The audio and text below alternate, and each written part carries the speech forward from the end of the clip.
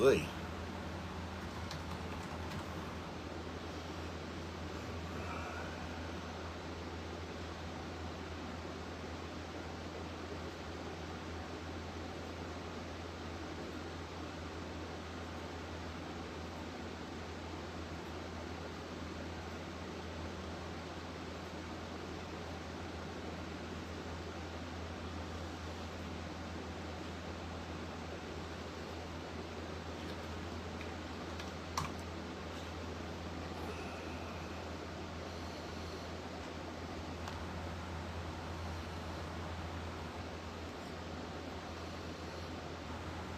Hey Matt, how you doing, brother?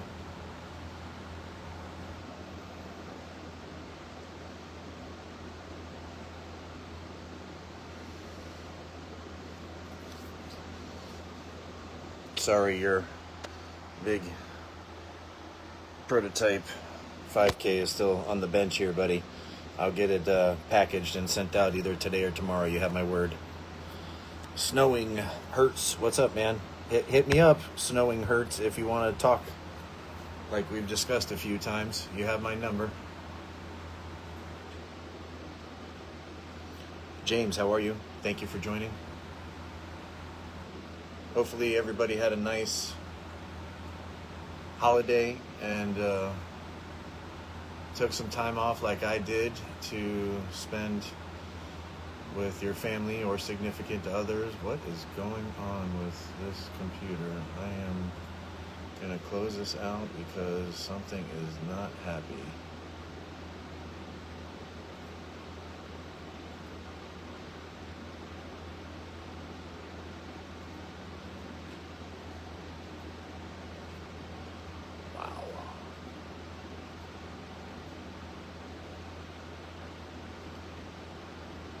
Bamboo is going nuts. Sorry, guys. Yeah, no, I'm well aware it's Tuesday, but I wanted to be fair and discuss a few things that I didn't discuss last week that I had promised. Damping factor and slew rate, which I know is a common, not only misconception, but misstated word. A lot of people in the beginning didn't think it existed, and now that we've proven in our amplifiers that it does exist and shown the difference in our amplifiers compared to others, and being that most of the difference, especially our amplifiers that are assembled overseas, what is the difference? The difference is not just the components, because we've used a lot of the components from overseas. The difference is the design and the engineering. Making sure that the amplifier has the slew rate, making sure the amplifier has damping factor, which has something that's gone by the wayside in the time that US Amps was purchased by Mr. Kim, and he stopped really taking or heeding the advice of Dirk, and stopped basically letting him design everything and just building whatever he designed. And where everybody stopped designing their own amplifiers and everybody's gone overseas. There's really no manufacturing here anymore, and us included. Not to say that I can't, because I've just recently hand built some amplifiers for a home theater. I had some issues because it's not something that I'd done before, but they were easily resolved, and the customer was willing to pay the price and the premium. So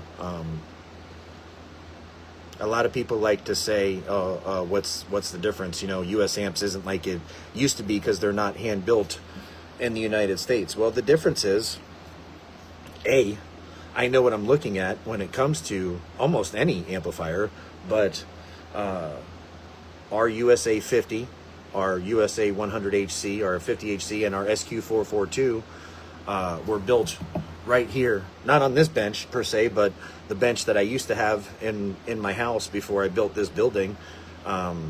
With the help of an AI software, I designed the 50HC, 100HC, and SQ442. Gorilla Circuits printed the original PCBs for me, and I literally hand assembled a lot of the boards. A lot of the surface mount components, especially the smaller resistors and whatnot, they did for me over there. I received a, probably 3/4 populated board and populated the rest. Those original prototypes were then in turn sent to Tianyi, and they were willing to adhere to our restrictions and what we wanted in the beginning, which was utilizing our solder, utilizing our Senken transistors, utilizing the TIP 35 and 36Cs and the SQ442, making sure the SQ442 stayed binaural from our input all the way through our output section, making sure that even if we didn't use a Texas Instrument op amps, that the op amps exceeded or matched the slew rate of the original ones that I built here. So in talking with that, we can just continue on and talk about slew rate and damping factor and what it means, because that's what I promised we would talk about a few weeks ago. Let me see, I'm having some trouble. I left my bamboo on way too long, and for some reason it's acting really funny. I'm trying to get... There we go. Cancel.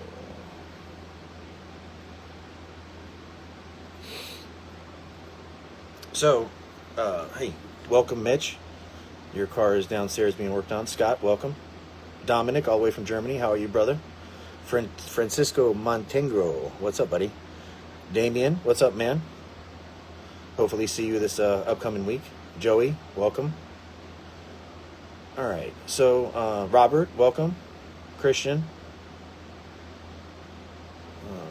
Let's see. Adrian, what's up, buddy? Thank you for joining. Tim Marion, welcome. Thank you. Brian Reinhardt, what's up, my friend? Thank you guys. Thank you guys for joining on a Tuesday, not a Monday. Russell Jones, welcome. So I'll probably go back and forth real quick, and I'll try to keep up with your questions. So what is damping factor? Damping factor is an amplifier's ability to create power,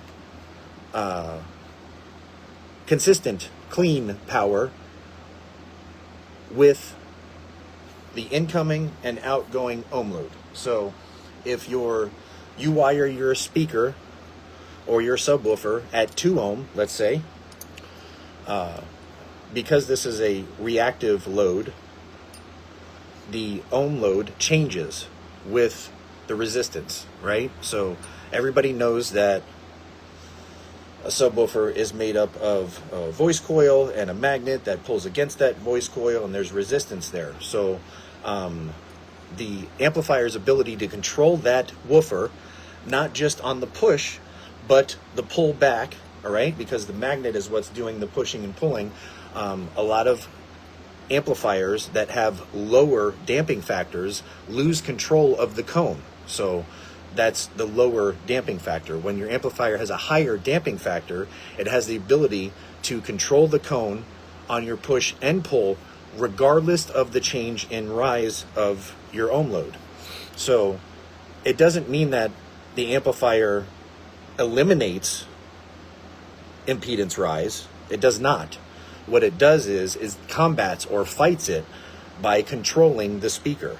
So if you're wired your subwoofer, say you have a dual voice coil subwoofer that your final impedance is 2 ohm, and in your enclosure and your box, whatever it may be, 6th order, 4th order, insert all of your information here. By the time the subwoofer moves, it ends up being, let's just say, 3.8 ohm. So if that amplifier's rated power at 2 ohm is, let's just say, 1,000 watts, just for a number, it's irrelevant. The point of this is if the amplifier can make whatever that power is that it's supposed to make at that ohm load, regardless of the rise, okay? The amplifier's ability to control the cone, regardless of the differences in impedance, the rise. And now this is where it gets kind of confusing for a lot of people, and this is where engineering and design come into it, because to say that slew rate has nothing to do with this is incorrect, because just like anything else, this is all part of the way the amplifier works as a whole, okay? So what slew rate is the amplifier's ability in microseconds to perform a task, okay? If you were to flip over your amplifier right now and look at the op amps, depending on what op amp it is, insert number here. There's a million different brands. There's a million different sizes. A lot of people use, I think, TL034s, which is, I think, like a 30 VUS, if I'm correct. Don't quote me on that, because there's a lot of different ones. The easiest way to see what your amplifier's slew rate is to turn the amplifier over. If your cover's see-through, then you can look at the op amps, which will be near your voltage input for your power and grounds, near your RCA input, because there's a control there, there's a process there. Now, some amplifiers will depend on maybe one or two op amps to do all of the jobs that the amplifier does. So there's many different things going on, and that's why I don't want to get too into the weeds, because I don't want to get too confusing. But this is where slew rate and damping factor have to do with one another.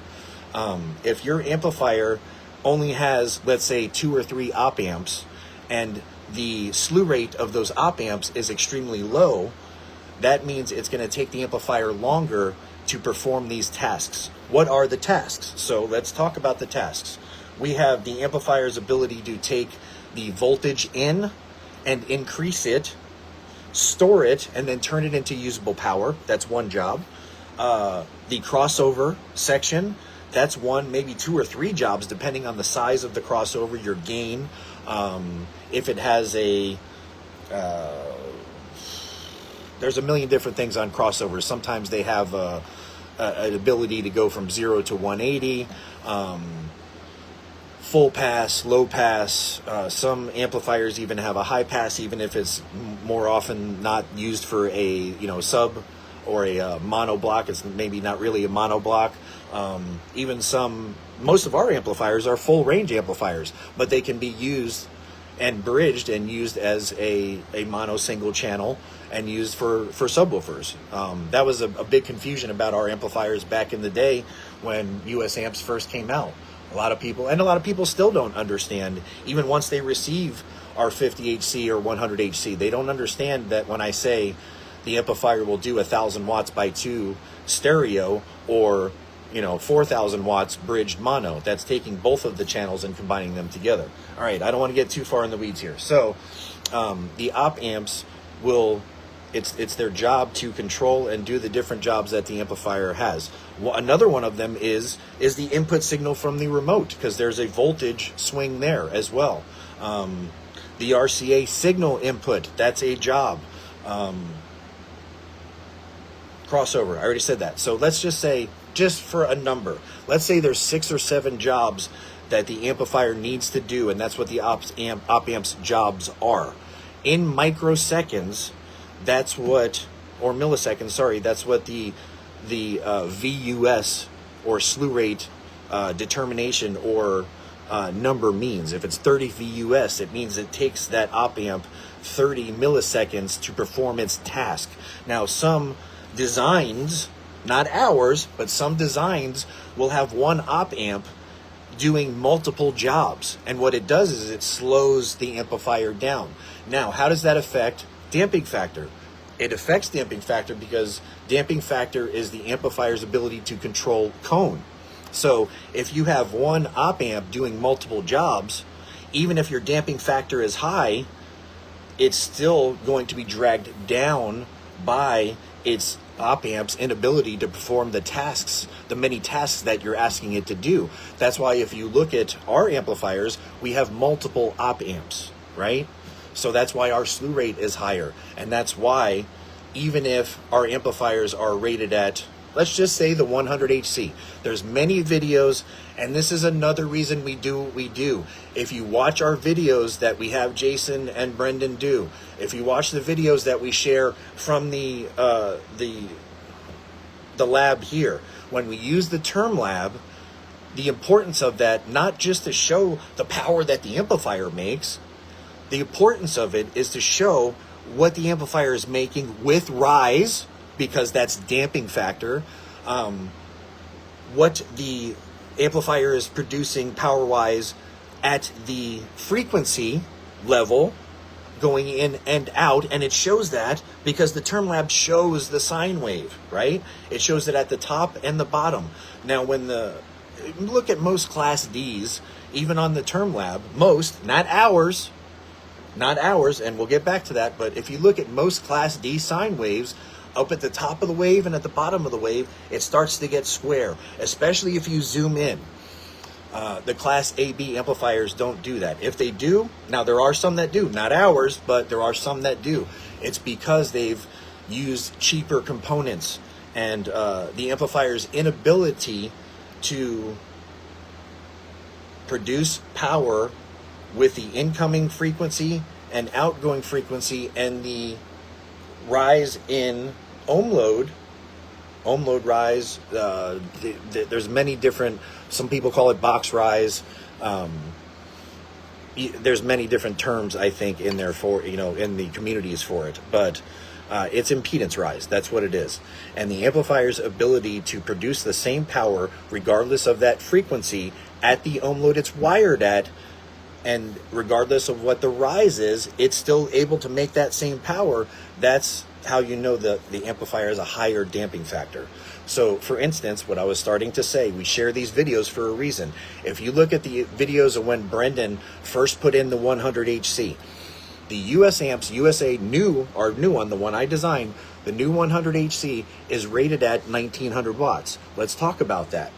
It doesn't mean that I've done just like other people and I've designed a 4,000 watt amplifier and I say it's only good for 1900 watts. No, that amplifier will produce 1900 watts at 12 volts and 365 amps. Period. There's no ifs, ands, or buts about it. Now, the difference between our amplifiers with its higher slew rate and higher damping factor than other amplifiers, let's look at those other amplifiers. They might make more power and everybody oohs and ahs over it, but does it make the power that it's originally designed to produce? No, it's already a bigger designed amplifier, so it's kind of cheating already. Now, when our 1900 watt amplifier produces over 5200 watts dynamically, that does mean something, because the amp is still efficiently making power. Now, when you look at the old videos that we've shared in Brendan's car, and he has the 100HC wired at 2 ohm, and he's got whatever, at one time I think he had 4 15s, another time he had 2 15s. We've done a million different things, and that's to show you the differences in our amplifiers, not just our subwoofers, but in the beginning, our amplifiers. Excuse me one second. If you look, you'll see that he's wired at 2 ohm. The amplifier, in some instances, depending on how many subs there are, depending on I think one time we had 4 15s isobarically wired. All of that changes impedance rise. But what doesn't change, especially when an amplifier has a higher slew rate and higher damping factor, what doesn't change is the amount of efficient, clean power that amplifier produces regardless of impedance rise. So let's look at Freddie Jenkins. That's not a real person. If it is, I'm sorry. I just pulled that name out of my ass. Freddie Jenkins brand 1000 watt amplifier. If it ever made 1000 watts, even at 12 volts and 100 amps, let's say that, if it did, when you go to combining those channels and now trying to make it produce more clean power, does it really double the power? And does the THD, or total harmonic distortion, stay the same? Or does it get higher? No. Most other companies don't even justify, they won't even advertise what their total harmonic distortion is at the ohm load that you would use that amplifier at. Take the time, and prove me wrong. Please do. Please do. I hope you do. Go right now on Google and you find another Class D amplifier that shows you the slew rate, damping factor, and total harmonic distortion that it produces at 1 ohm, or if it's, God forbid, really actually half ohm engineered, which not many are, show me what the THD is. Show me what the damping factor is. Show me what the slew rate is. They don't advertise that because A, they don't know because they didn't design the amplifier, or B, it's a laughable number. And that's why those amplifiers fall on their face. That's why they break over and over and over again. And our Merlin 5K and Merlin 10K will not. Period. Absolutely. If Brendan can't fucking break it, I don't know who can. There has not been one time I've given Brendan something and said, hey man, be careful for the video. I want it to look like it's good. No. I say break this motherfucker. You do whatever you have to do to break that thing before we put it in fucking production, because the last thing on earth I want is 1,000 units of a piece of shit sitting here selling it to somebody. So you guys might be mad at me that it's taken a long time. Dude, I've got over 2 years invested. Forget the money. I have 2 years of my life invested in these Class D amplifiers, which I didn't want to fucking build to begin with. But everybody insisted we needed a Class D amplifier. And honestly, yes, we do. If we want to be in the game, if we want to take our seat atop of the fucking SPL hierarchy where US Amps fucking belongs, I can't expect everybody to have a 44-inch long, we'll have to just keep double stacking 500 HCs to make power amplifier. It's ridiculous. Plus, it's not really efficient. Now, I didn't think it was possible because of my lack of knowledge when it comes to Class D amplification to have a higher damping factor. I knew slew rate was possible, but slew rate is not, it's great and it helps the efficiency and it helps the overall THD of the amplifier, which is good. But if you don't have damping factor or cone control, it's kind of counterproductive. So they fought with me, and that's one of the reasons I left Seongson to begin with. Many of you don't know I started designing a Class D amplifier with Seongson way before we went to SNI. I didn't go to SNI until Sean, the Prodigy, came over here and introduced me to the people that they were dealing with over there, and we started that whole debacle. But yeah, back on track here, man. I got over 2 years of my life invested in designing a Class D amplifier that has the slew rate and damping factor close to what our Class AB amplifiers are. The power that we advertise for our Merlin 5K and 10K is all less than 1% THD. And you want to know how you can prove that? Watch the videos that we fucking shared. Watch the Term Lab videos. The videos where we're talking about our subwoofers and we're driving the fuck out of those subwoofers trying to blow them up. Look at the sine wave. Look at the power the 5Ks and 10Ks are making, and look at the ohm rise and the power that it's still making and that clean sine wave. That's a fucking Class AB sine wave. I'm sorry, I'm probably using the incorrect terminology because I'm not an amplifier engineer. I'm learning more about it, just like I am about subwoofers and amplifiers, but that was not my area of expertise. David Stevens messages me all the time and tells me to stop talking on my lives because I look and sound stupid. I don't care what I look and sound like. I'm going to tell you guys everything that I'm learning as I'm learning it, because I'm doing it for you guys. I'm doing it for the brand. I'm doing it to build a better product in the end for my customers. At the end of the day, regardless of how long this ride lasts, nobody's ever going to say that I didn't try my best to produce the best product that I could for US Amps. Am I going to be successful? I don't know. I don't know. Am I ever going to make back the money that I've invested into the company? I don't know that either. But nobody's ever going to say that I didn't try my best, and nobody's ever going to say that I released a piece of shit.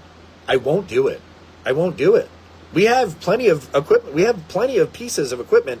People send us shit all the time, without us paying for it even sometimes, and say, here, test this out, and if you like it, we'll produce it and put your name on it. We get that all the time. That's why it's laughable to me when people that know jack shit about what we do here actually take the time to write something and post it on social media like they know what we do here. Oh, that's an Alibaba speaker. Oh, that's an eBay whatever the fuck. Dude, get the fuck out of here. You know how embarrassing that would be to me? In this age of social media, you would have to be a fucking moron to do something like that unless you're okay with it. And don't get me wrong, if somebody from Alibaba, whatever, insert goofy name here that people make fun of. If somebody from...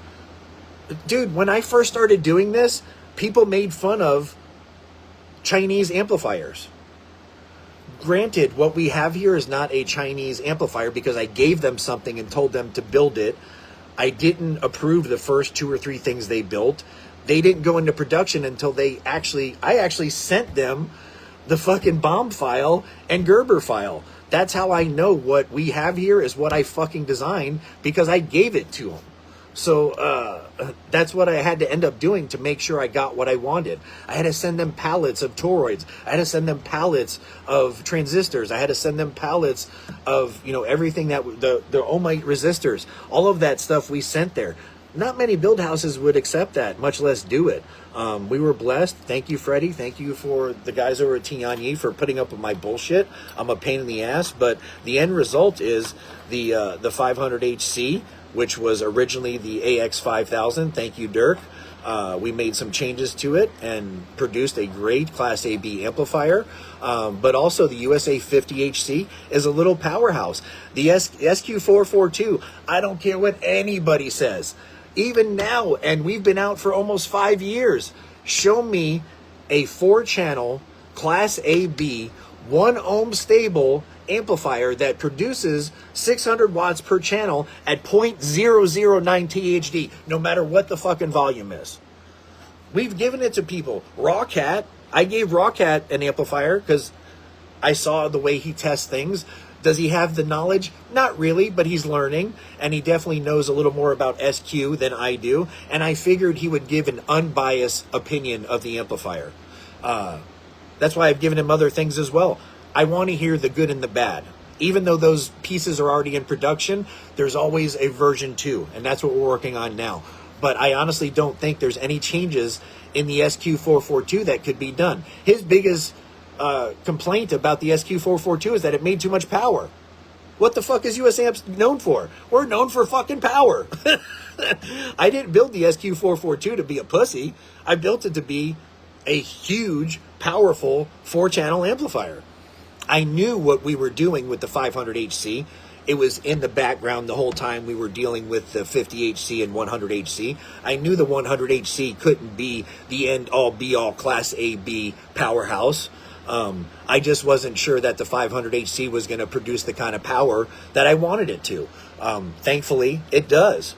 And I think we've more than proved that with the ring that we have from the ACCL. We did that for a reason, man. Or at least I did. I wanted to show everybody that Class AB is, if you have the juice, it can keep up with everything. We had one 500HC on 4 of our LH15 subs, which weren't really built for SPL. And we did pretty well, man. I don't know if anybody's even still beat that number. We beat that number that had been up there over a year by 3 decibels, man. That's pretty good, considering it wasn't really designed for that. So, anyway, back to our 5Ks and 10Ks. I think everybody's seen the latest of what Rigo's shared. I hope you guys have. If not, go to our Facebook page. I don't know that it's shared on our YouTube channel. Please go to our YouTube channel, subscribe, and like. Do the same for my buddy Mr. Swain over here, the guy with the meter. He has a YouTube channel as well. Yep. We're not looking for monetization, but we're looking for organic growth. And when people like and subscribe without us purchasing it, it helps when people Google. It helps like I said, the organic growth. If somebody Googles right now, you know what? It's starting to change. But when I first bought the brand and we were working on the website and working on things, if you put in US Amps, what came up? Fucking Down for Sound. That was paid for. That was bought. And I didn't want to... I could have very easily sent a cease and desist letter. That's not what I wanted. I wanted to, like I always do, I try to focus on the positive. I try to focus on me. I don't want to, and I'm not trying to be like fat-headed. Me, I mean US Amps. I wanted to focus on making our product better. I wanted to focus on getting our product out there. That's why we started doing installs. The best way to get it out there is to install it yourself, and there's a difference in installing Class AB amplifiers and installing Class Ds. Most people, even with very little install knowledge, can install a Class D amplifier with some subs and some speakers and make it work. That same person may not necessarily be able to install a Class AB amplifier, and I think a lot of people are starting to learn that as well. They're a little more finicky, and I've built our protection circuits in the Class AB amps to be finicky, to save them from damage. Dalton Whitfield, welcome, buddy. Happy belated birthday, my friend. How you doing? Alec, how are you? Yeah, real quick, and to go back. Go ahead, please. To go back with the fully organic sense of it, I myself personally, with my little minuscule rat shit part of a company, I like the strength of knowing that my numbers are going to be the same next week as they are the following week, if not expanding higher. Right. When you buy people, you get that big burst of, oh, we got 1.5 million followers. That's awesome. And they're all robots. And it's also fake and bullshit. Yeah. So you get a high burst and a high drop and a high. It's just, I'm with Mike on this. I prefer building something and gaining a reputation and not buying a reputation. Yep. Not flooding the market with something so that everybody has to see it, whether it's good or bad. That's it. I've explained to a lot of people face to face, even more online, that we build our product. We don't release a product until the product is reaching our and Dirk expectations. And our expectations are here. Dirk is way up there. So if it gets past him, which all of our products do, Mike sends everything to him and gets his input. If it passes Dirk, then we know it's going to be golden. We know that it's going to hit the ground running. I believe that you brought this up before, Mike, that when you originally designed the Merlins and sent it to Dirk, Dirk looked at it and said, "Wow, this is great. This is." The 5K and 10K are the first pieces of equipment in the 5 years that I've owned the company. Those are the first pieces of equipment that he's looked at and made no electronic changes to. That says something. For a lot of you that are on here, it probably doesn't mean anything to you, but we give a little background to that. Dirk, I don't know how true this is, but this is what I've heard. When Daniel Kim bought US Amps, the first thing he did was send Dirk to Korea to the build house that was building all of the RE audio shit for Dirk to teach their engineers about Class AB and Dirk's version of Class D, which was Class DE. It's a more digital version of Class D. And a lot of the stuff that's sold today is based on Korean or Chinese copies of the Korean designs that are from Dirk being sent over there. A lot of people don't know that, He's designed hundreds and hundreds and hundreds of amplifiers. He's designed amplifiers and speakers for other companies that people don't know about.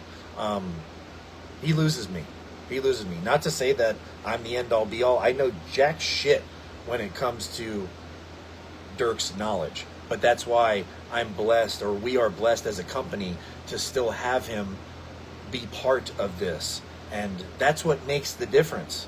That's why no matter what people say, no matter what people even do, unless they're directly copying something that we're doing, they're still far behind us, man.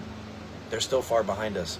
I might not have the monetary capital to be able to outshine other companies, but that's not what I'm about. At some point, I honestly feel in my heart that the passion and the honesty and the making sure and everything that we're doing behind the scenes before it goes into production, all the research and development, I have to believe in my heart that one day that's going to pay off. I'm not talking about pay off monetarily. I'm talking about paying off for the brand to be successful. Successful to me doesn't just mean money. Successful means that, we're not struggling, not just monetarily, but I want to build the shit here, man. I would love to have 5 or 6 younger people that want to learn from me just like I want to learn from Dirk. I would love to have 5 or 6 people here building and assembling amplifiers. I would love to have, not here, I would love to be in another building. I would love to be able to get the stuff from Credence that we purchased and start building our speakers and subwoofers here.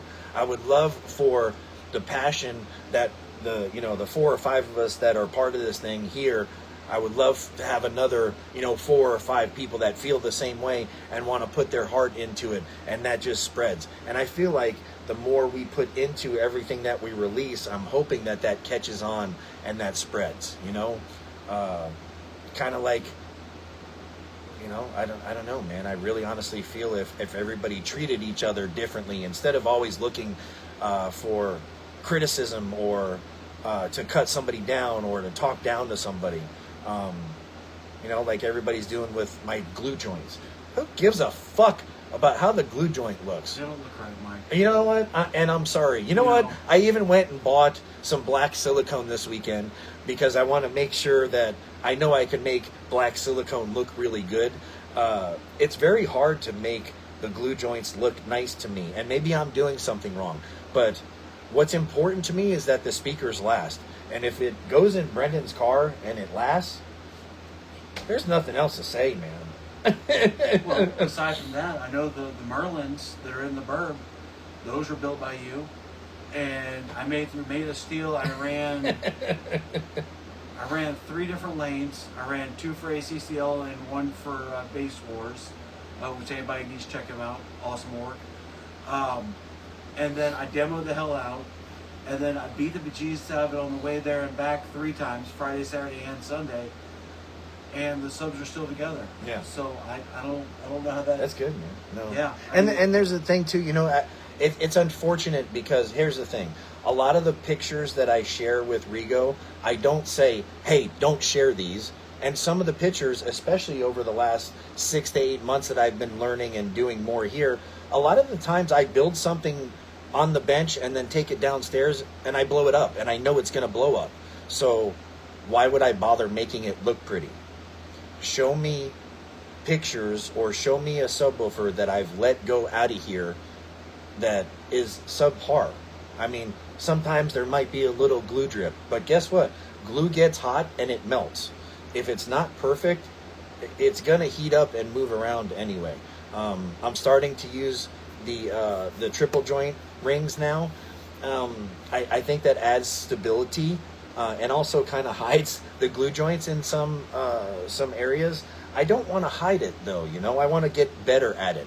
And my point of saying that was there were some little fuckers that I guess kind of worked here, even though they never had the ability. I gave them an opportunity, and unfortunately they squandered it, and they feel like it makes them more of a man to run their little thumbs and their little dick suckers on Facebook, but they don't have the balls to say it to my fucking face. They were blessed enough to be brought here, and instead of taking advantage of that opportunity, because we couldn't part ways amicably, they choose to use social media to try to be a tough guy and talk bad about the things that they saw here. But there's no secrets here, man. Like I say, I'm learning as well. So are there things that I do here that aren't the same as what a machine would do in China? I fucking hope so. I'm a human. I make mistakes every day, but I try to learn from those mistakes. There are times where I'm rushed, and if it's something that I know is coming back anyway, I'll tell the customer that, hey, you know what? Here, for instance, Danny James was here last week. I'm making a post right now. I'm getting ready to share it with everybody. In 3 days, Tony and the guys downstairs built a sub box, amp rack, rewired most of the car, built some spacer rings, and basically all I did was build the subs. As I was doing the triple joint, a drip of glue went through and went all the way down onto the voice coil. It made a drip that's visibly seen. I know that it's going to get hot and most likely wear away. But what did I do? I said, hey, Danny, just so you know, on this sub, you might hear a little something.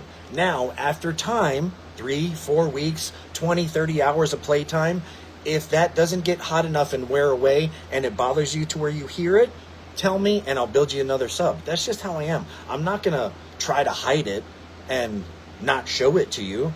I'm well aware of my mistakes. I know I'm not perfect. The thing is I'm not going to lie to you and try to bullshit you and pretend that I am. The point of that whole thing is a couple weeks ago, that whole post started, and you would think that the people that have been doing it longer would reach out to me and say, hey man, you know what? This is not right. But if you do this, this, and this, it would come out better. Instead, they want to make posts of their own, trying to belittle me or us as a brand as if it's going to make a difference. I think everybody that joins us on these Mondays with Mike and comes to see us at the shows and purchase our equipment, they do so because they know about our honesty. They know about our passion. They know that I'm not here to fucking rip you off. I'm not in control of how long it takes things to get here via boat. Trust me, I wish it could come here faster. A guy actually messaged me the other day and said, hey man, stop taking all of our money and then ground shipping the amps. You can't ground ship from fucking Korea? Come on, man. Trust me. It's frustrating to me too. We're not making money not getting amps out there. We want them here. Unfortunately, that's just part of dealing with overseas. It is what it is. There's a balance to that though too. If we were building them here, we would have to charge more. Fuck. These people don't even want to work at McDonald's for any less than $25 an hour. What the fuck is an amplifier engineer going to charge? You think you're going to get a 5,000 watt amplifier for $800? Sorry, Sally, that ain't going to happen. We're going to have to charge $125, $130 an hour to build an amplifier. Do any of you even know how long it takes to fucking hand populate a board? I doubt it, but I'll tell you, hours, hundreds of hours. Especially when you suck at soldering like I do. If you have to take time to go back and clean it up because you want it pretty, it takes time, man. If you don't have a wave solderer, it takes time. If you buy a wave solderer, there's another 60, 70 grand used. If not, 200 or 300 grand. Come on, man. That shit costs money. You know, our government right now is offering, I guess, grants for people that want to manufacture in the United States. I want to. Want in one hand, shit in the other, wish and see what happens first. I don't know that we're going to get any of that money. I'm more than willing to get an SBA loan, and I'll go all in on this motherfucker. But if we don't have people to do it, there's only 2 or 3 of us here, man. We can't do everything. So until that time comes to where I can figure out a way to make everything work, I honestly want, like the V2s, we already have 300 of the 442s coming. I would love to have Gorilla Circuits just do our boards and even, populate 80% of them like they did for us with our original prototypes. Unfortunately, it cost me $540 to have those boards built and then populated. How much can I charge for the amplifiers? Because there's still more work to be done. When I first released the SQ442 at $1,393 per unit, $1,393 per unit, nobody bought shit. I didn't sell an SQ442 for months. We were selling them by waffling them and raffling them at $20 a unit. And that was the only way we were able to sell any. For the first 2 years, we were lucky if we were selling one amplifier a month. It wasn't until we put them on sale for under $600 that we started selling amplifiers. Unfortunately, at that price, I'm losing $160 per amplifier. That's not a good business model. There's no way to sustain a business when you're losing $160 per unit. Now, granted, the name of this game is quantity. Unfortunately, when you don't have a lot of business capital, you don't want to take out $1 million bank loan, you don't want to borrow from Luigi down the street because he's going to give you a set of concrete shoes if you don't pay him. There's only so much you can do as a small business owner when you're trying to keep things, real. And the first 1,500 units of the SQ442s are now gone and out the door. But it was only the first 10 that we actually sold at a profit. The other 1,490 were sold at $160 deficit. how are we still supposed to be in business? I just keep pumping money into it. But unfortunately, at some point, that well's going to run dry. I'm really, really, really hoping that the Merlin 5Ks and 10Ks do good. That's why it's such a kick in the nuts when people that know you were buying at a pre-sale and it's going to take time are now in turn going and disputing the charges on their credit cards. Well, it was clearly stated that there was no projected time on our side, as in the when you buy them now and we guarantee them. No, there was we never can't said. guarantee. We were told And- the beginning of April. Then we were told, Exactly. The manufacturer will snake oil sells you anything you want. Oh yeah. We got it here yesterday. That's cool. Here, pay us. And they got the money. They said, oh yeah, well, you'll get it when we send it to you. What? They literally thought until I said, hey, why are they going to Miami? The salesman didn't even know. He still thought they were going to LA. But what do? You want me to bitch about it? I can bitch. They already got the money. They got the money.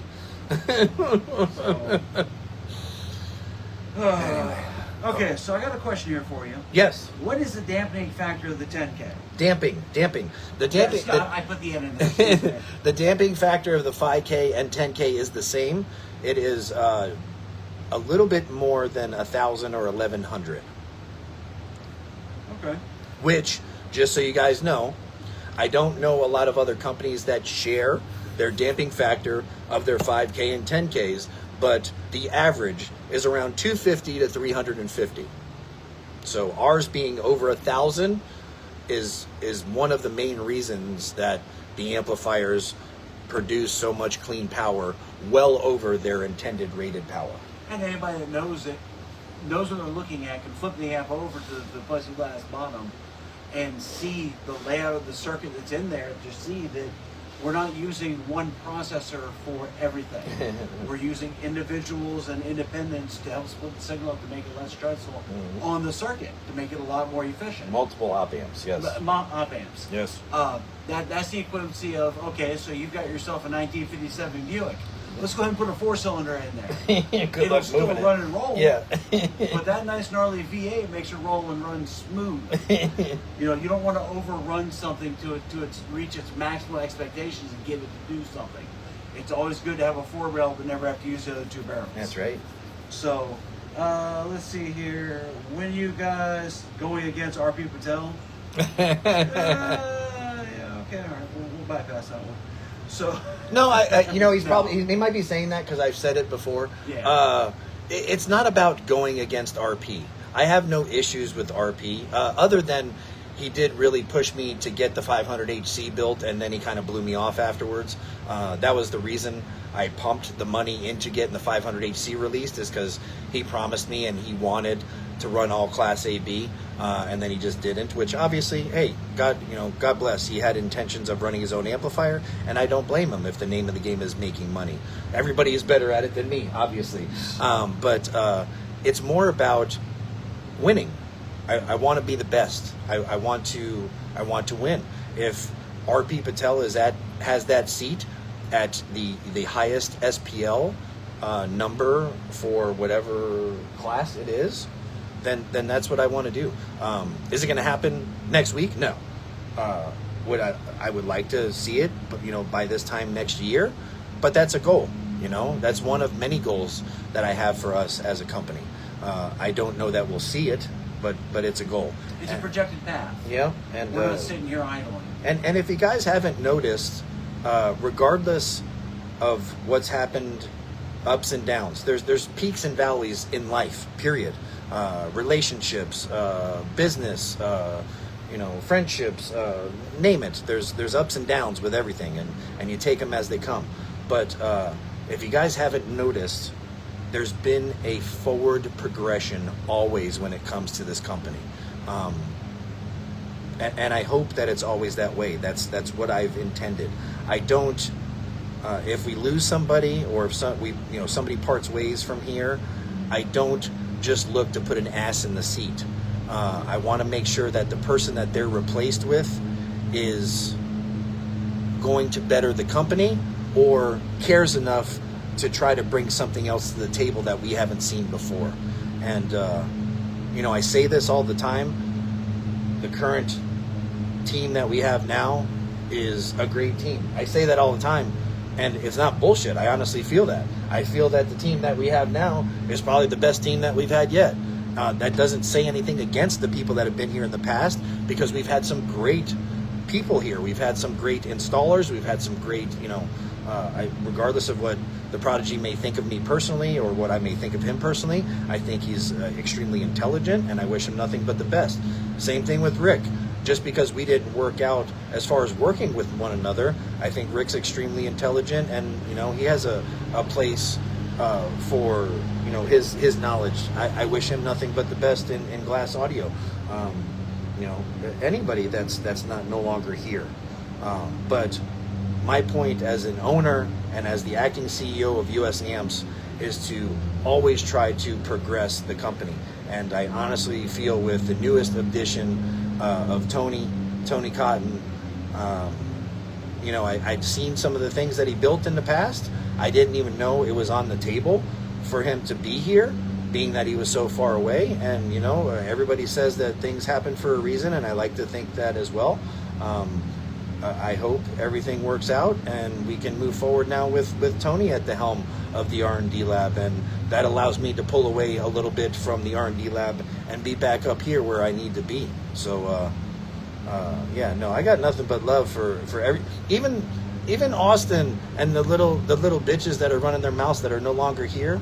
He has no idea that the reason I'm upset is not the same reason he's upset. Austin's upset because he knows what he's doing is that of a bitch. I'm sorry, it is what it is.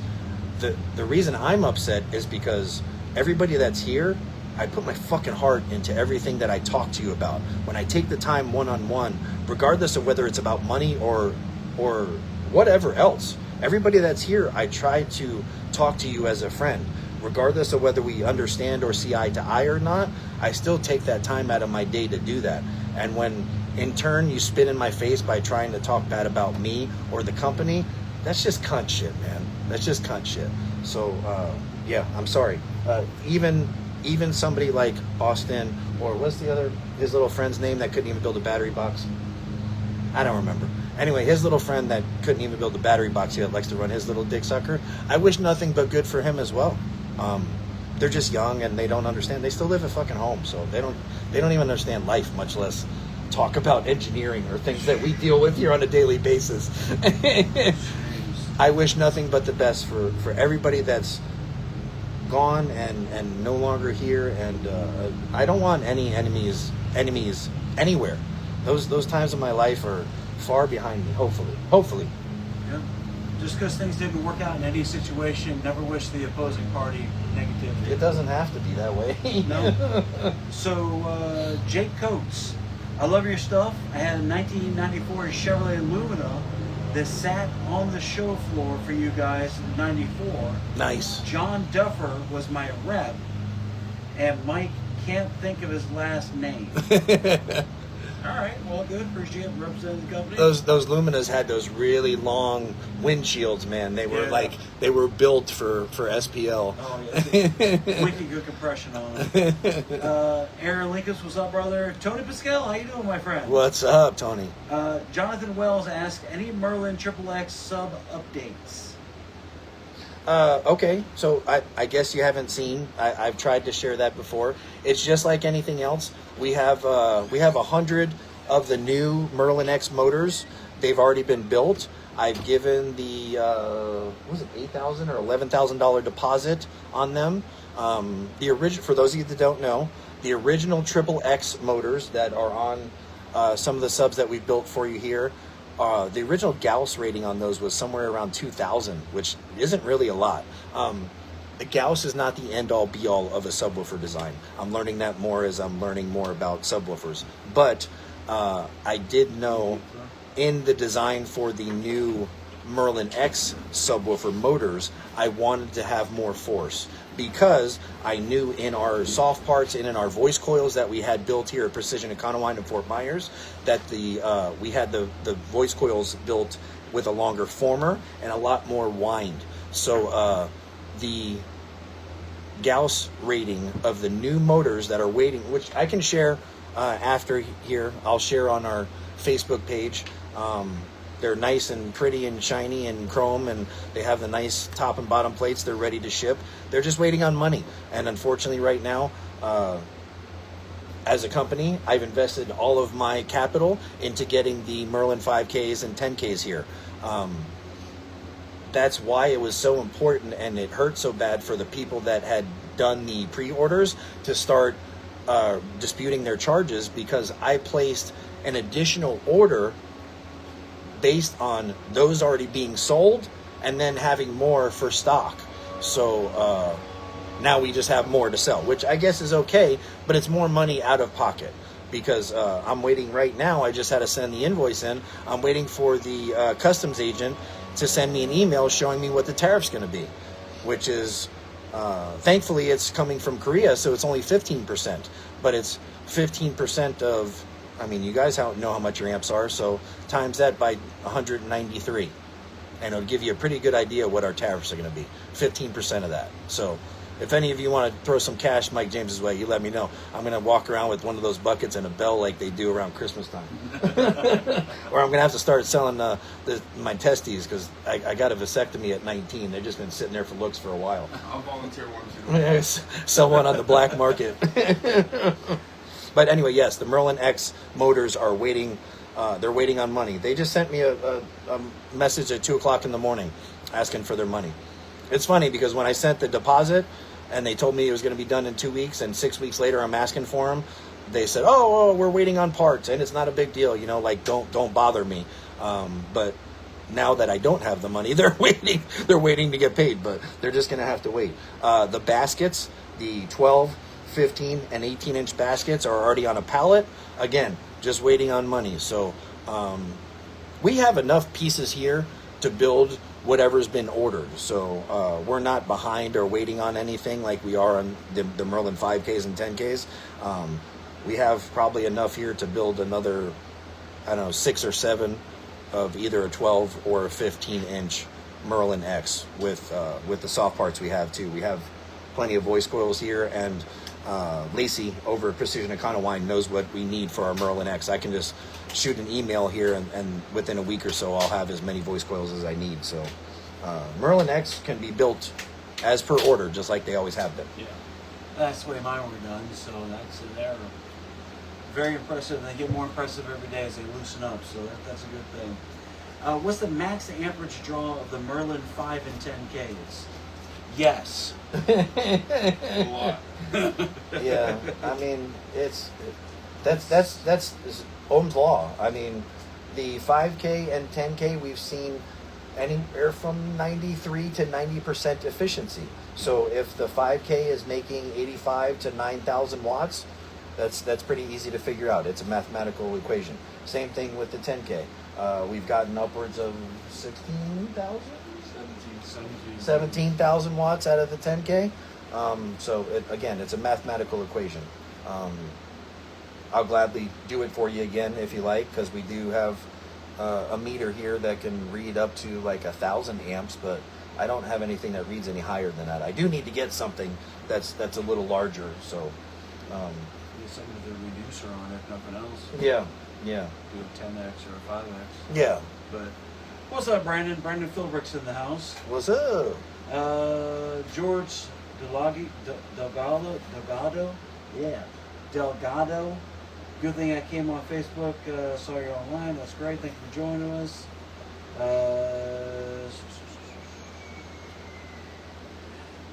Wade Bruner. Bruner. Welcome, Wade. I have an old school 25x2 green US amps. Debating on what speakers to use on it. 25x2. It depends on the chassis. I'd need a little more input, but most of the USA 25s would do around 300 watts bridged, 1 ohm per channel or 2 ohm mono. So anything that you have that would need a consistent 300 watts. Comparable nowadays, if you're looking at, your Class D shit that most people sell, I would put that amp up against any 1,000 watt amp that they sell nowadays, and it would be a lot cleaner. and definitely have more cone control. Yeah, and that's something to. It's something that I took a hard time grasping when I first saw the product. Never mind working here, is that AB is totally different from D, and then US Amps is taking the D class and raise the expectations of that as well. Gives a fuller, stronger response for less power. You don't need to over push it to get the equivalency out of what we're doing. So. Oh, I see John Threckeld. How you know, buddy? I hope you received the units that I sent you to dial in your system. Shoot me a text and let me know. David, Mr. Biggs Ruffin says, "What's up with the half ohm amps?" Not 100% sure what you're asking on that one. The Merlin 5K and 10K are designed to produce their most efficient power at half ohm. At half ohm, but But- not their rated power. Don't get wrong on that. No, The their 5K rated power. doesn't put out 5K at half ohm. The 5K puts out 5K at 1 ohm, but at half ohm, it's putting out closer to what, 7, 8? I think so, 7,500, yeah. Clean, efficient, strong, doesn't pull an excessive load on the system, doesn't overheat the amp.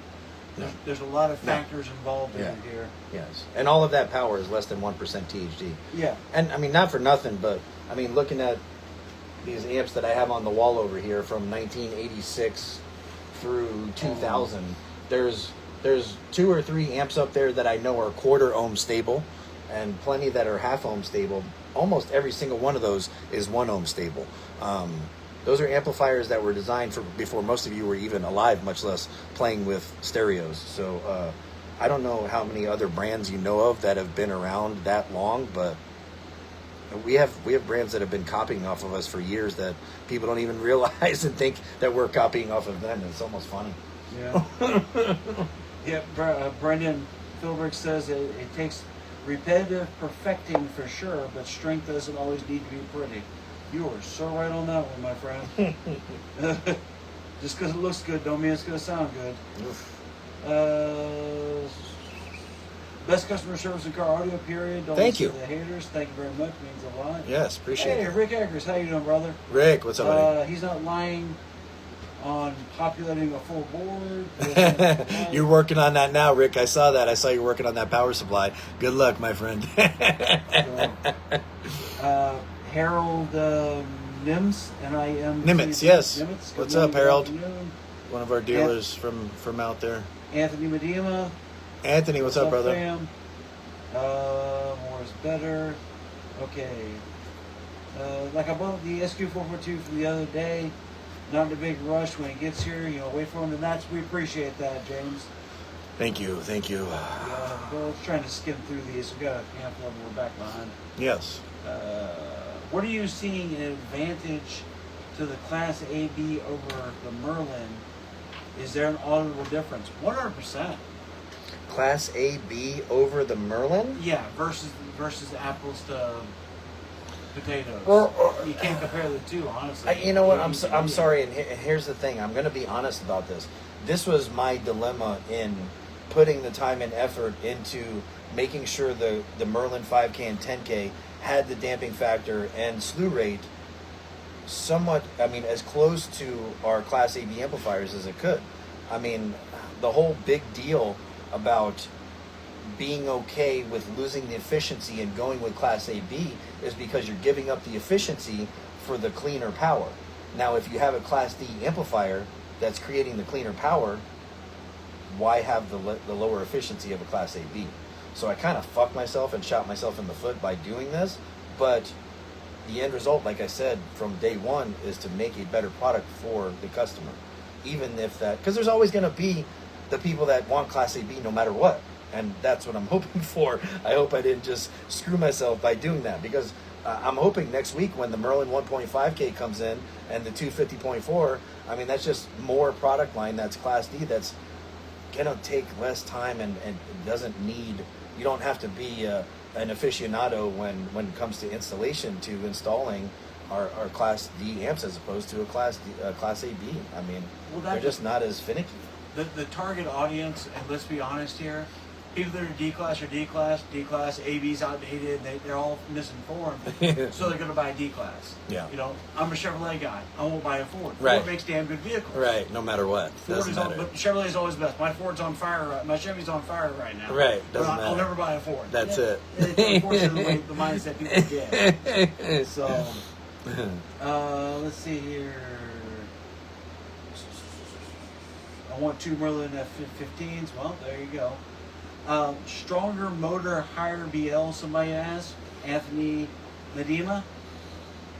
Yes, that's Yeah. you're saying the same thing kind of twice, Yeah. as yeah. far as I know, right? That's what it sounds like. Okay. So, that's Mike's take. Take your time and get it done right. That's it. Jonathan Wells says, "Don't worry, I'll help you sell them here in New York City, New Jersey." Right on, right Awesome. on. And that right there is another thing. We work a lot off of word of mouth and showing product. Yeah. Come to the shows. We could talk about it all day long and twice on Sunday, but until you come to the show or your friend buys one or you see one at a shop or something of that nature, our talk is as valuable as a sheet of paper. Yeah. And that's what we're trying to build up on. That's why we're taking home a bunch of first places at the shows. It's what you do. That's right. Christopher took home another SQ first place at Main and Steel, if I remember correctly. Oh shoot, am I thinking Christian? Kristen? Oh, excuse me, Christian. Yeah, excuse yeah, me. yeah, yeah. Took home another first place. Yeah.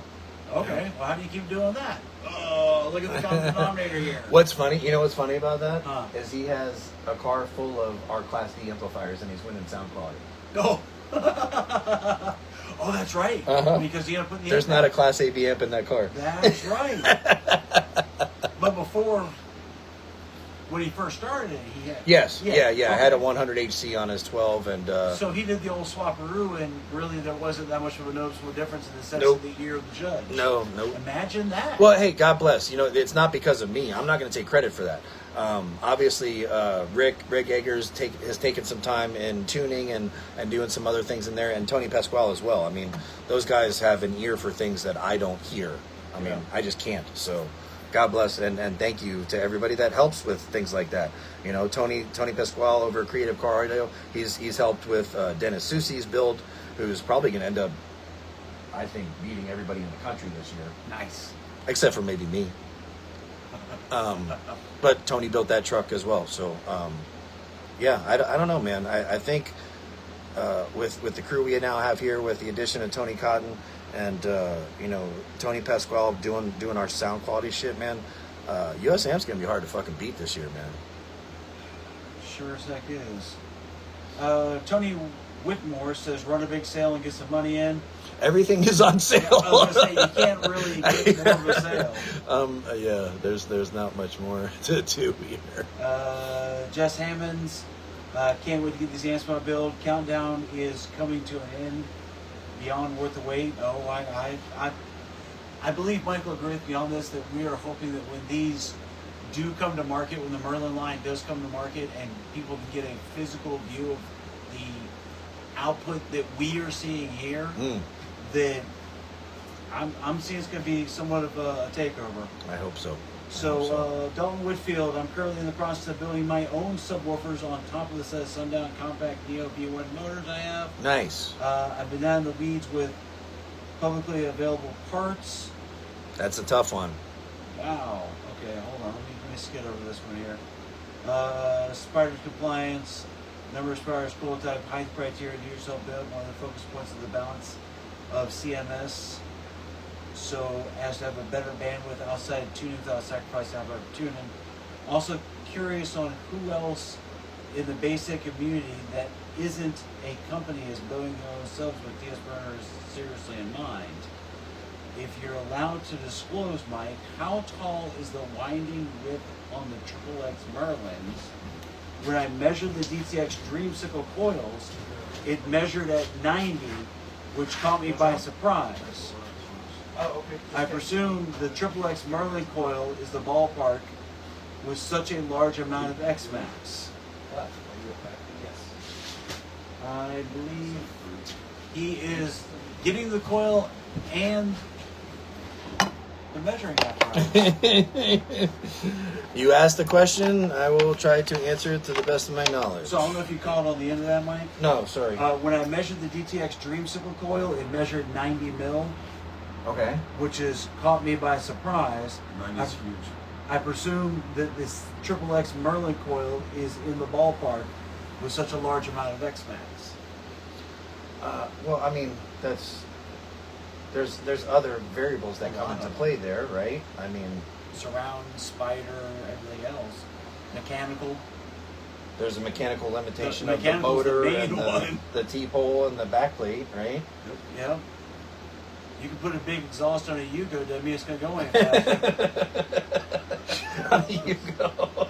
Sorry. No, that's funny. That's true. I mean, Yeah. people used to put those fart cans all the I was time on gonna those, say, the old- on the those old Hondas in the 90s. Coffee can fart All they pipes. did was make a bunch of fucking noise. Wow. This is 91.1. No, so 91.1 millimeter on the... Now, just so Well- you know, Dalton, we did add 10 millimeters of wind height and 20 millimeters of former to these. We did that based on the changes we made to the soft parts from the original soft parts of that speaker. Now, the frame of that design allowed for the extra movement that we were trying to get. That is not for everything. That was for exactly what Brendan was going after, which was 60 at 20 hertz with the power that we were giving it. So that design was for that specifically. Would that work with everything?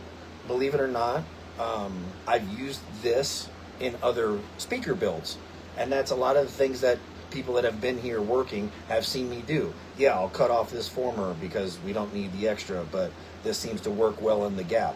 Does it always work good? No. But how the fuck are you going to know unless you try?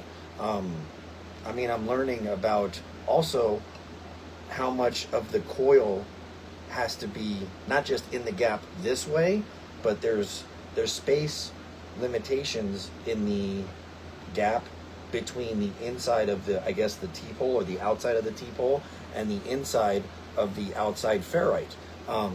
There needs to be space there, but the bigger the gap, I think that makes it less efficient. You want to take up space, but there's a limitation there as well, and it's different for everything. The good example on that one that you said that, and the only reason I say this is the way I used to run is the Orion HCCA subs.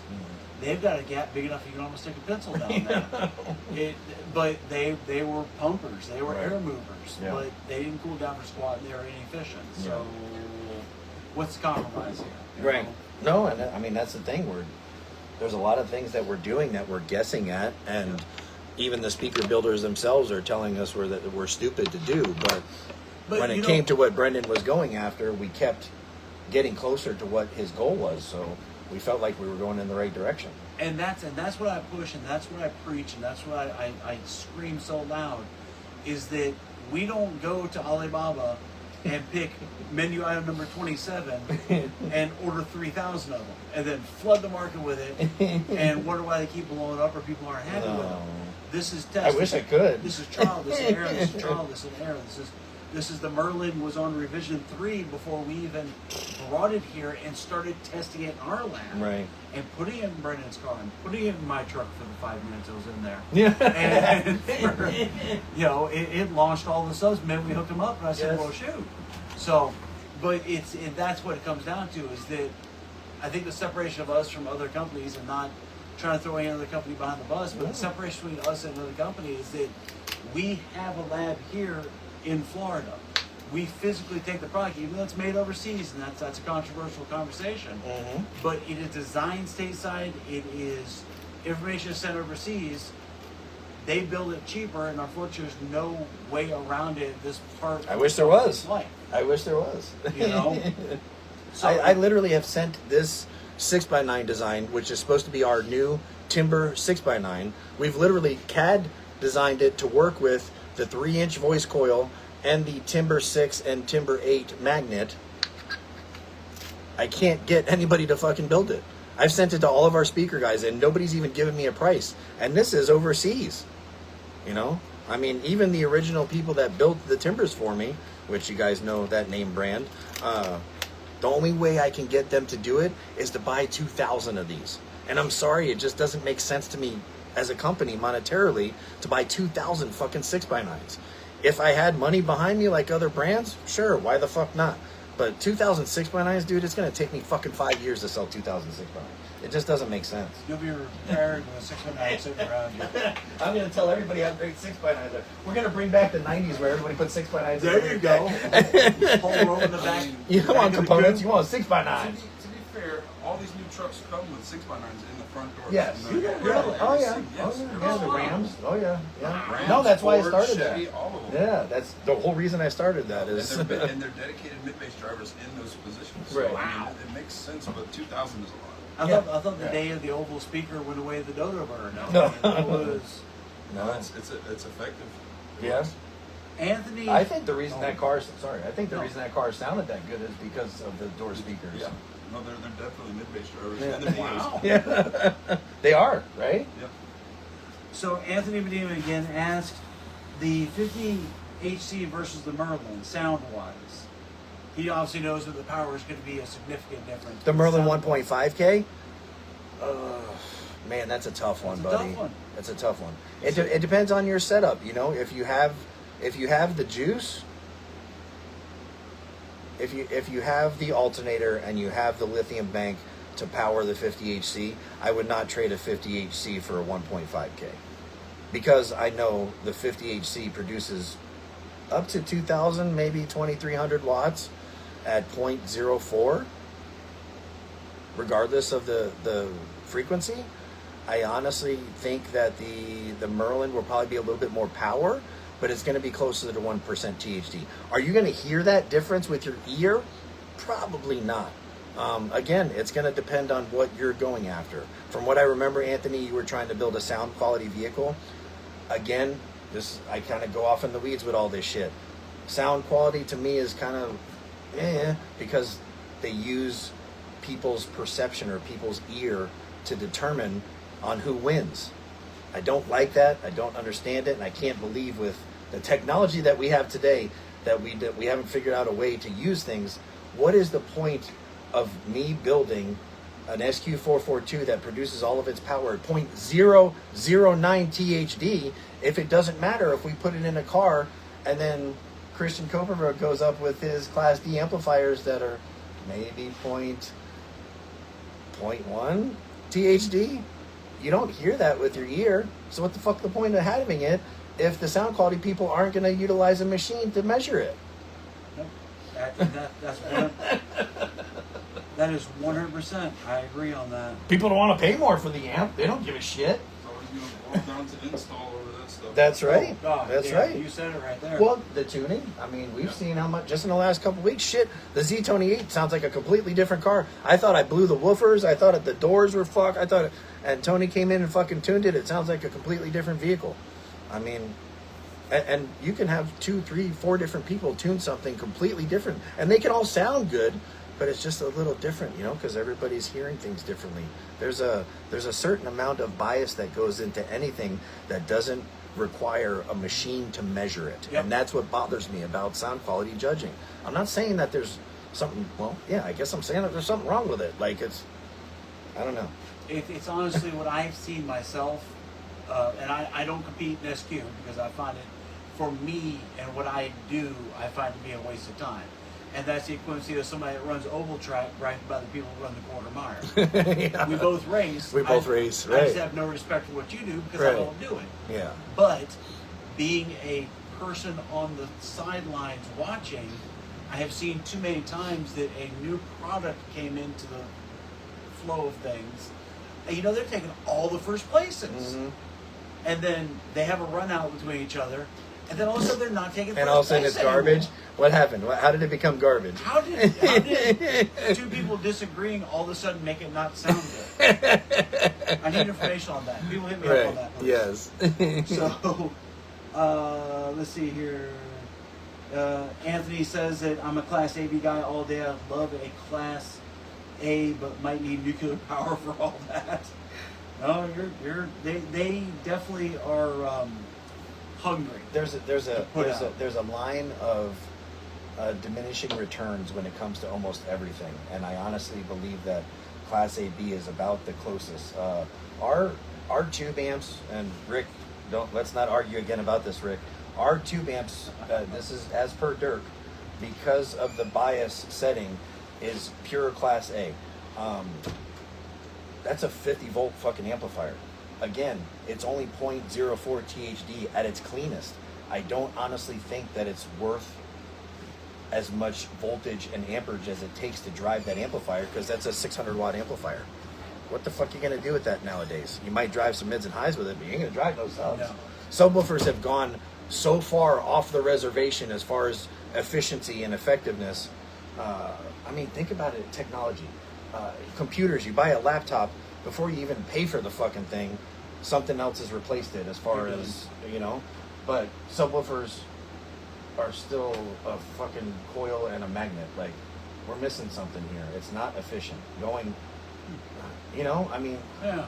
Well, it only took, 100 years for Neo to come out. Yeah. And the guy said, hey, let's put that on a speaker. Holy moly! Yeah, I mean, I Yeah. wish Dirk was okay with me sharing the video of him holding the timber in his hand and looking at it, because it reinvigorated him and he was excited about it, and I could see it in his face, and it's because that design is very close to, and not without purpose, his MX motor, his RE Audio MX subwoofers. He designed those subs. There was a reason for that. He was heading in a direction of efficiency. Those subwoofers, I mean, you're talking early 2000s, had a 4-inch voice coil. That was unheard of back then. A Neo magnet, again, unheard of back then. And now we're going in that direction. That's how far ahead of the curve he was. And that's why I did what I did with the timbers. But I really wanted to take that into subwoofers as far as where the Neo motor is, because it helps cool the voice coil where it sits in the cradle of the motor and the basket. He wanted to push forward with that and start working on a Timber 10 and a Timber 12 subwoofer, but you know, he's tired and he doesn't really want to mess with it anymore. But to see that light in his eyes, we had a long conversation about it many times, about how inefficient subwoofers are. You know, at the end of the day, whether it's SPL or otherwise, the subwoofer is about cone mass and cone area moving air.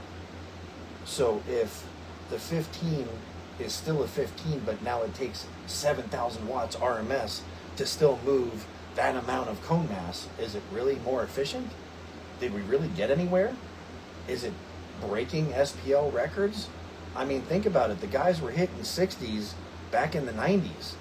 We're only at 180s now in 2026? Something's not right. Something's not right. Do I know what it is? No.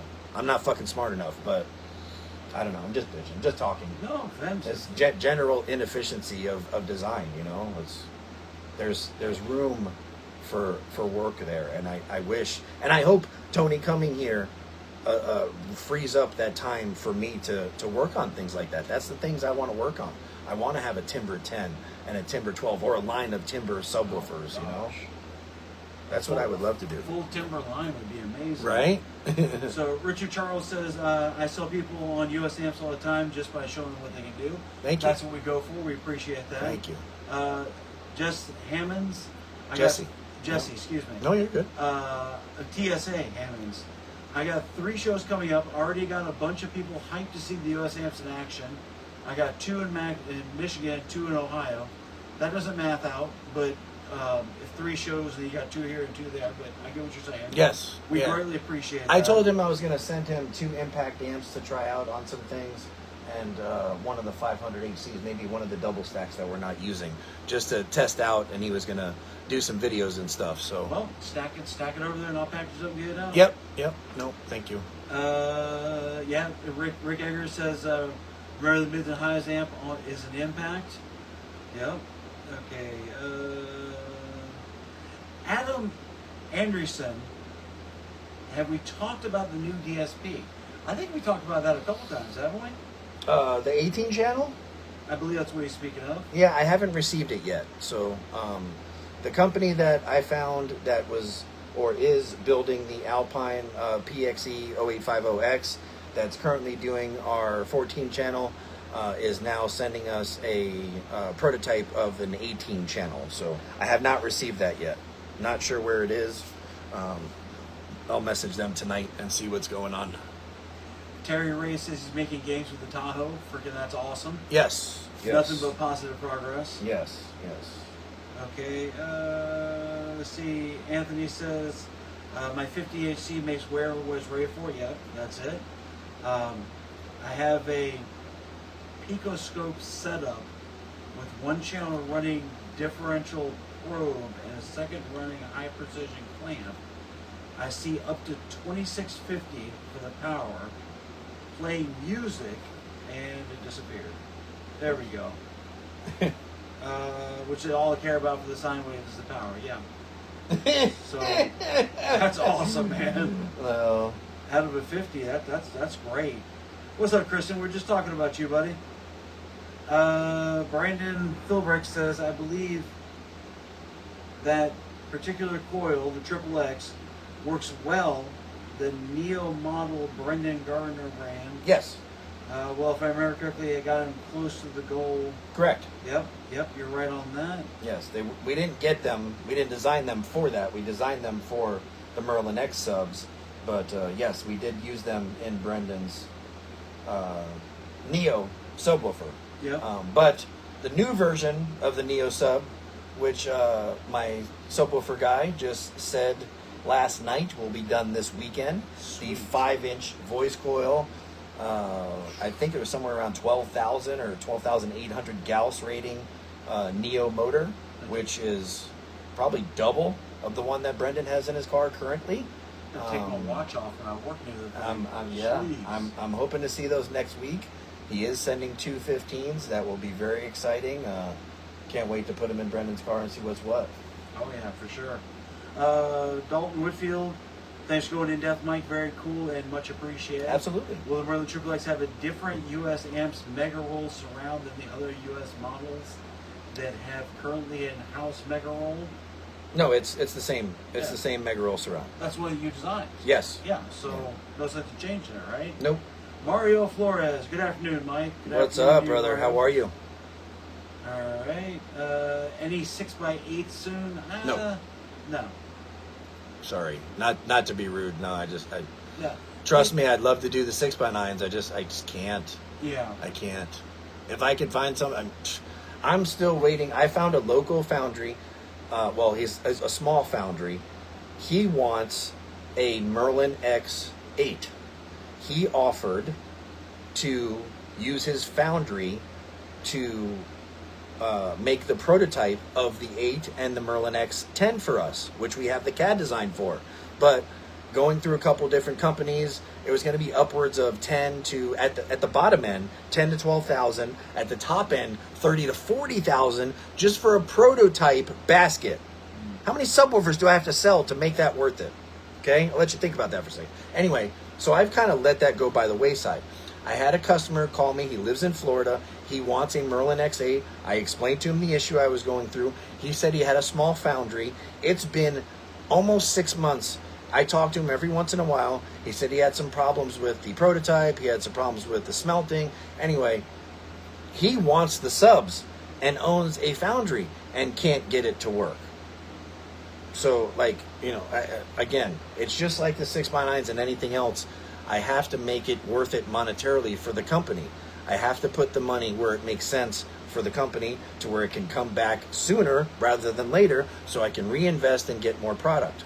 I'm trying to get the Merlin 5Ks and 10Ks here so we can, in turn, get the subwoofers ordered as soon as we test these Neos. And then, if the 1.5Ks test out good and the 250.4 is good, let's get those built. Like, it's just a never-ending cycle. So I got to get money in and out as fast as possible. And I honestly don't think building a Merlin 8, how many 8s am I going to sell to make up just for the baskets alone? That's not soft parts. That's not voice coils. That's not build time to build them. You're talking about $100,000 allocation just to design and build an 8-inch subwoofer at what, $259, $300 a pop? How long is it going to take just to pay back the investment? Forget making money. Let's just break even. Do that math and figure it out. It just doesn't make sense. Yeah. Trust me, I would love to have US amps fucking everything. But it also has to be good. And it takes time and money to do that, which I just don't have. You have to bring in money for the company to expand, to create more money, to bring in money, it never needs cycle. And it's Mike prides himself on it. I'm behind him on this. That no bank loan funding. We're not $5 million into the hole for some bank No. building all this. I won't do that. Yeah. If that was the case, a lot of stuff would already be done. But Yep. then you're pretty much owned by the bank at that point. And myself being a small business owner, I can feel that because you're never working for yourself. You're working to pay off the bank. Nope. Uh, I won't do it. So, Mario Flores, what happened to the 5-channel impact amp? Right behind you. Oh, it's right there. Okay. Yeah, everybody complained that the sub part of it was too light as far as power.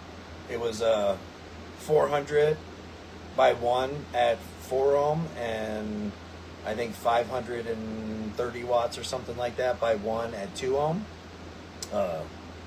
They wanted a bigger sub part, which in turn would make the amp bigger. So it just doesn't make sense. Just buy the Impact 1000 at that point and the Impact 100.4. Then I don't have to buy another 300 of an amplifier just because 3 people want a 5-channel. Yeah. Sorry, again. The 5-channel, the only thing I see that doing is maybe upgrading factory speakers in your car. Yeah. It's nothing, like Mike just said, to not to interrupt you. No. To take off where he was talking, buy the Impact 1000, buy the Impact 100. Now you got your 5-channel. Yep. There you go. Beautiful. What's up, Greenhorn? How you doing, man? What's up? Louis Martinez, are your subs still being built with the RE baskets? The Triple X's are built with the RE baskets, which is owned by Michael. Yes. The patent and all that good such. Yes. Currently, we are in talks with a manufacturing house to make modifications to the basket to make it more reliable. Anybody that knows, the original RE Triple X baskets were in 13 pieces, Yeah, if not all more. screwed together and all screwed together, which is awesome if you want to sit there and take the time to tighten every single one of those little boogers at the time. So with the full solid piece basket, it's in the works. Yes. It's in the works. There's 100 things behind the scenes right now that are being worked on. Yes, if you order one right now, what happened was when we bought the company, that was yet again something that we bought or ended up with in the purchase was pallets of the Triple X baskets. So I got somewhere around 100 12s, somewhere around 200 15s, and then maybe around 60 or 70 18s. So they are in California. They're on a pallet to be shipped here. Again, it's just money to get them here, but if somebody wants something, we will make it happen. But yes, for the time being, your new Merlin X sub will be built with an old Triple X basket. I do make concessions on all of those parts and pieces where they meet one another, so they're not multiple pieces to say once they're assembled. And then obviously, you know, like we've talked about before, all of our soft parts are completely different from the Triple X pieces. So I apologize if I'm skipping over people here, but it's already 1:45. yeah, 1:45. So Christian says I need to figure out what car I should use to make an SPL vehicle, either my 01 Tahoe or my 90s Jeep Cherokee. That's a tough one, man, because both of them make some damn good SPL. I've seen a lot more people winning in the Jeeps. Yeah. They're solid. They have a small dashboard. They're flat. Everything about them seems to work in the favor of it. So, I think that's about it. Oh. Watch out when we make a car and amps match with FM3 paint. FM3. I don't know if it's a typo or That's whatever. a pink, I think, that he likes. Is it? Oh, okay, Yeah. cool. All right. Peter, what's up, brother? How you doing, man? Well, hello. I Peter. stumbled in. Hope you had a great weekend. Thank you for your service. Thank you. Luis. That's Louis Martinez combined together. Luis. Louis, thanks for great answers. That's what we're here for. We try to be transparent. We're not trying to hide anything. We're not trying to keep anything swept under the rug. No. When we mess up, it's known. We own up to it. You know, like I've said before, not mess up, but when there's faults in the original. Like I said, we've gone through 3 or 4 or 5 or 12 different designs for the Merlin. The subs, like Mike was saying, we get them in, we chop them down, we use different glue on it, we use different variables in the formula, so that we don't make cookie cutters, so that we don't make stamped out product, so that we don't take our major selling point is we have a bunch of different colors for our amplifiers, even though the amplifiers are still garbage. You know, we don't have a big major dancing bears and, you know, bells and whistles kind of depending on who you ask. Don't depend on who you ask. Exactly. Ask some people. We go to China.com and order all of our stuff, and but you know, those people, I have rings in my org that say STFU, bring it to the mic, because if you're talking trash, let's bring it to the mic. That's it. Let's see what's what. Let's let the Mighty Term Lab decide, which is also that's the judge. Brian Zazinski has a sticker on the side of his van that I've asked him where he's gotten it from. I've asked him to give me one, and I'm not saying it negatively, I joke, he's one of my good friends, but it has a picture of the Term Lab, and it says something to the effect of the original lie detector. There you go. And it has, I mean, it's a big sticker. It's like a you know, easily a 12-inch sticker, and that's so true, because I could talk all day long about what I did in the parking lot of my buddy's place after we installed the Sony Explode that busted out his back window. But you don't know him because he's from Canada. So, yeah. STFU, bring it to the mic. People can say whatever they want about my glue joints or whatever else we do here. Oh, yeah, talking about your glue joints. I see you guys on here. It is what it is, man. So we keep coming back with trophies. We keep winning. Our products are continually ever evolving, and that's what I plan to do with the company. The day where I can't continually make a better product, then I don't want to do this anymore. So it is what it is.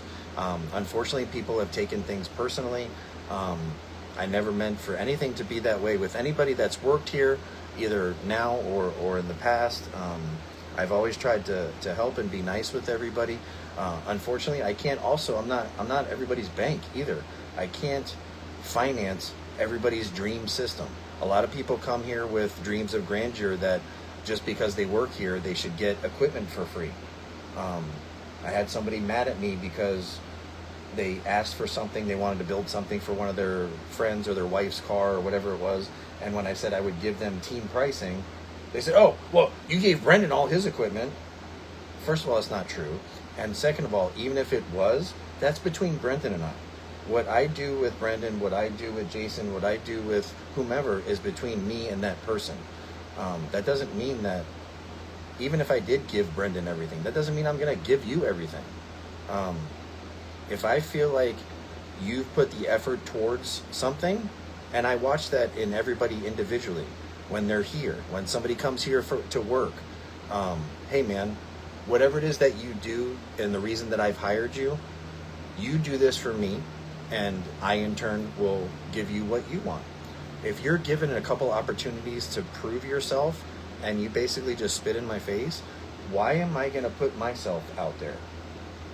We have plenty of financing options on our website. If you want stuff, you can go click Affirm, and if you want stuff that way, I work out stuff like that with people all the time that want equipment, but maybe want something that I have here, but it's not on the website. You can purchase something through Affirm on our website, and we can send you out things. I don't owe anybody anything, man, and I make it a point not to owe people things. So, sorry if you're upset with me. Sorry if you've taken things personally and you choose to talk smack about the brand or the things I do, but it's not going to get you anywhere. It is what it is. Nope. I'm going to continue to do whatever I can to make the best products that I can for our customers. And if people have problems with our products, I fucking handle it right away. Regardless. Even if people make mistakes, because people make mistakes all the time, just like I do. If you make a mistake hooking up your amplifier and it was a mistake, it is what it is. If you've done it 2 or 3 times, then it's not a mistake, then it's a problem.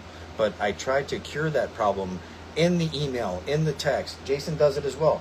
Oh, hey, my 442, the 4th channel isn't working. Okay, can you show me what you've done? Let's talk about how you've installed it to make sure that if we do send you another amplifier or we repair this one, let's make sure it doesn't happen again. Let's look at how you've installed the amp. There obviously is an issue. It's not always going to be just the amplifier. It's not always going to be just the speaker. Sometimes it is. But let's figure out what the problem is to where we're not just sending out equipment. You're not getting frustrated just putting equipment in your car. Let's figure out what the issue is and resolve it together. If I need to send you some wire, cool, I'll send you some wire. You know, if it's an RCA, let's figure out what that is. There's plenty of people, and just because you're new to things doesn't mean anything either. I've had issues with customers of ours, team members of ours, that have been in audio even longer than me, that had an issue with an amplifier and insisted it was the amplifier. And I said from day one, hey man, please check all your speakers because it sounds like there's a problem with that channel. You might have a short in your wire. No. I sent another 442, had the same issue. Hey man, what channel keeps going out? Because you're sending me back now 3 amplifiers and it's channel number 3. What's on channel number 3? Oh, it's my whatever in my A pillar. Oh, check that speaker, man. It might be a short.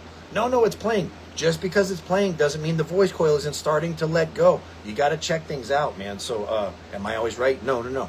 But what we try to do here, and Jason, I've seen him do it a million times, and I know people get frustrated because you just want to hear when you send in something, you're going to get an amp back for free. You're going to get a speaker back for free. But if we don't resolve the issue, all we're doing is wasting my money, which I don't want to do, and your time, which nobody wants to do. So please try to take the time to answer us thoroughly. If we ask for a picture, it's not because we're trying to negate our liability. It's because we're trying to figure out what the issue is so we can help you resolve it. Yep. Get down to the root of it. Yes. You may know 99%, we know 99%, but that 1% may overlap. There may be that one thing you're like, oh, shoot, I didn't even think about that. Okay, give me a minute. Oh, yeah, that fixed it. Cool. Right. Or, one of my favorites is it's something, and not so much with this, but just in general. I've seen that problem a lot. Try this. Oh, okay, I tried that. Wow, that's great. I never thought about that. Right. Because I've seen it before, and you haven't. And again, not U.S. Amps, but just life in general. In general, sure. Yeah. Sure. Yeah. There's going to be somebody that's got a little bit more knowledge than you do. There's no question about it. What is the waiting time on personal builds? Personal builds? Are you talking about cars here, Christian, or are you talking about subwoofers? Because if you're referring to subwoofers, I'm probably 4 to 6 weeks out right now, and that's not just because Brendan and I are basically the only ones building subwoofers right now, but I've been having issues with getting voice coils from Precision Econowind. I actually have to thank Corey Otis because he was nice enough to send me some 4-inch coils and help me out of a jam. I've been trying to get Lacey to send some 4-inch coils, and because I didn't know the specifics of it, and she doesn't have the normal desk help that she's used to, she wasn't able to help me. So thankfully, Corey was able to send me the coils that I need. I'm waiting on some spiders right now and some voice coils, but I know I owe some people some 10s and some 12s, but for those of you that are waiting for your upgrades on your exterminators, I've given a lot of people the option to just have me build a subwoofer for you in replacement. The only difference is going to be it's not going to have the silk screening that the exterminators will on the dust cap. If you're okay with that, cool. Most likely it won't be the same basket as well. The baskets most likely that we're going to use on our exterminators are, I think they were used in the, Trying to look for a smaller speaker to pick up. yeah, no, I think they were used in the older American Bass. I think, so, and yeah. there are a few other brands that use this basket. I like it, and we might end up using this. So if I do build you a subwoofer, most likely it won't have this basket here, only because I can't order these in bulk right now. I've been using the TI version 2 basket, and also, I don't know the name of it, but I'm utilizing this basket that's supposed to be built for SPL, and I'm using it to build my own personal 18s right now. So I do have some 12s coming up that I'm building for a few people. Yeah, that one. Oh, I can just take the phone over I was there. gonna say, Yeah. I think my back hurt just moving. So just so everybody can see, this is the basket here. I don't know the name of it. It has these wider fins on it, and they're really thick. It literally says that they're built for SPL, and you can see by the density of them. I mean, they are. So that's what I've been using lately, not just for my own builds, but for anybody that we've built stuff for that's utilizing these new hybrid motors. So yeah, man, I just saw that Corey tried these out, and I also picked them up to build some 10s. Those are pretty beefy.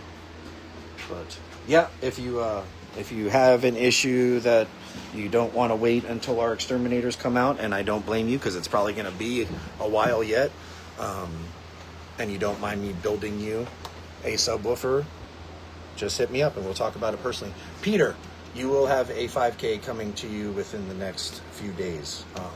One of the ones that we ended up here from our air freight shipment, it was used in the Trailblazer over the weekend. If you're okay with that, cool.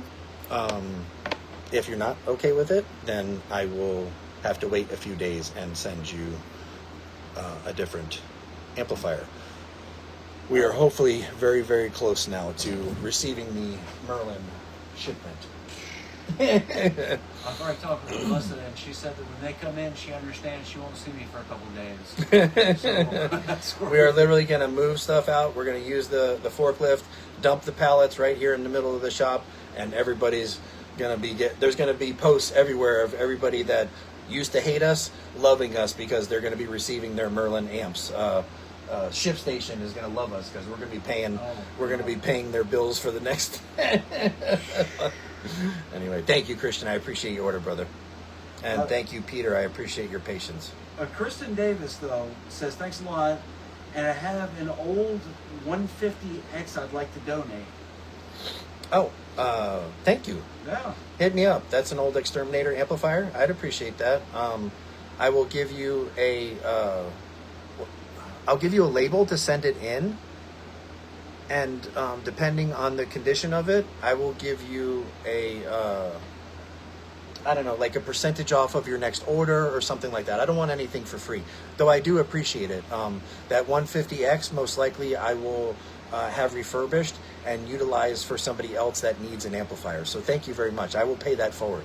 Thank you, Christian. That's very cool. That's awesome. Yeah. So, Danny James, please share videos of your system playing. I know it sounds good. It was shaking the fuck out of this building. Yeah. The 212s, yeah, Tony Cotton's got some box building skills that I was not aware of. I'm glad he's on our team. Yeah, to man. say for Yeah, that. yeah, yeah. So, And for those of you that don't know, I'm going this weekend to go pick up his Durango that I guess he broke some kind of record in ECCL a couple years ago with. So yeah, that Durango, Tony Cotton's Durango is coming back to US Amps. So look out.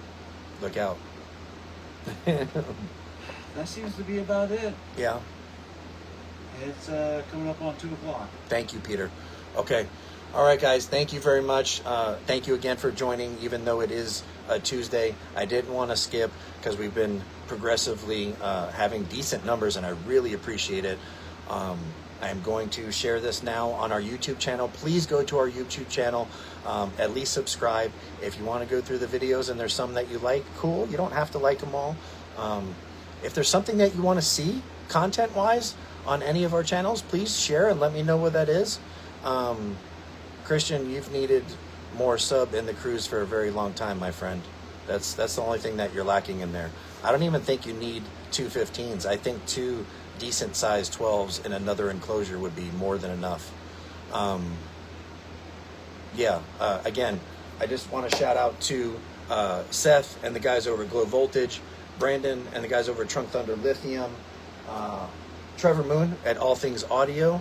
Thank you very much for all of your kind words. And if you guys haven't checked out his YouTube channel, he's done a lot of very unbiased opinions and tests of our equipment. I didn't even know that he was doing it. Who else do we got?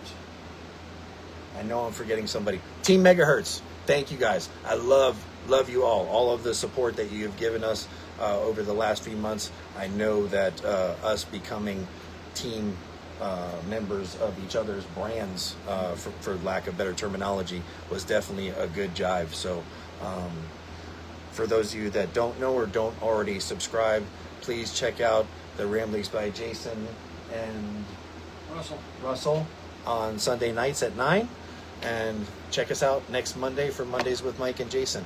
Thank you guys very much. Please spend time with your families, and thank you for being part of ours, the US Sam's family. Thanks. Much love to everybody. I skipped out this Sunday. I talked with Russell. We both agreed that we weren't feeling it. So next Sunday, hopefully we'll have some subject matter to go off of and a better sense of mind on it.